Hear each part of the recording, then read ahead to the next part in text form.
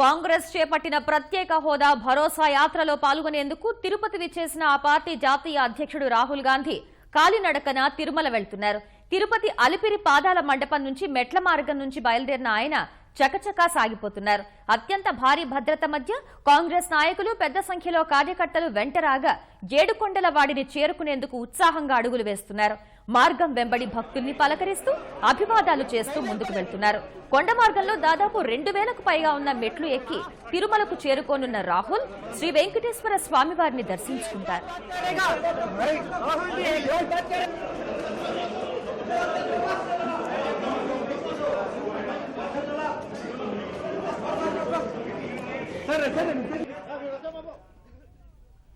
తిరుమలేశుడి దర్శనం తర్వాత రాహుల్ గాంధీ తిరుపతికి రానున్నారు. నేరుగా బాలాజీ కాలనీ కూడలికి చేరుకుని అక్కడున్న జ్యోతిరావు పూలే విగ్రహానికి నివాళులర్పిస్తారు. అప్పటికే అక్కడ సిద్ధంగా ఉన్న కాంగ్రెస్ బస్ యాత్రతో కలిసి ర్యాలీగా తారక రామ మైదానానికి వెళ్తారు.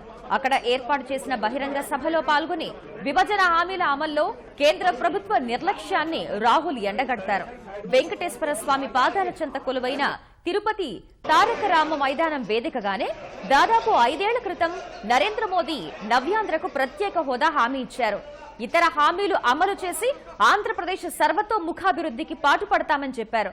అయితే కేంద్రంలో అధికారం చేపట్టాక ఆ హామీలను తుంగలో తొక్కిన విధానాన్ని అదే వేదిక నుంచి రాహుల్ ఎలుగెత్తి చాటనున్నారు. కాంగ్రెస్ అధికారంలోకి వస్తే ప్రత్యేక హోదా అమలు దస్త్రంపైనే తొలి సంతకం చేస్తామని, ఇతర హామీలను అమలు ద్వారా ఏపీకి అండగా ఉంటామని ప్రకటించనున్నట్లు కాంగ్రెస్ నేతలు చెప్పారు.